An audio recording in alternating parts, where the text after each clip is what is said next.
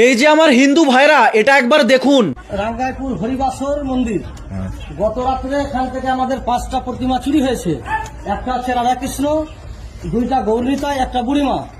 আমরা সকালবেলা জানতে পারি এখানে যখন মেয়ে ছেলেগুলো আসছে পূজা করার জন্য, কেউ হয়তো ভোরবেলা আসছে, কেউ 7টার দিকে আসছে, কেউ 5টার দিকে পুজো করতে আসছে। আশেপাশে মন্দিরে প্রতিমা নাই। তারপরে আমরা খুঁজতে লাগি, তদন্ত করতে লাগি। এখান থেকে 200 মিটার দূরে একটা বাগানে গিয়ে প্রতিমাগুলো ভেঙেছে। এটা হচ্ছে আমাদের হরিশ্চন্দ্রপুর থানা, রাঙ্গাইপুর গ্রাম, মালদা জেলা।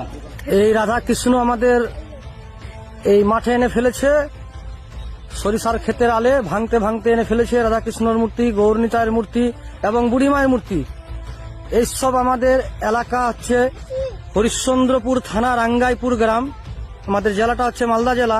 আর ভাঙা খণ্ড অখণ্ড চিত্র, খণ্ড চিত্র প্রতিমার সব ভাঙা চিত্রগুলো পড়ে আছে। খণ্ড প্রতিমার চিত্র, এই যে রাধা কৃষ্ণ মূর্তি এখানে পড়ে আছে।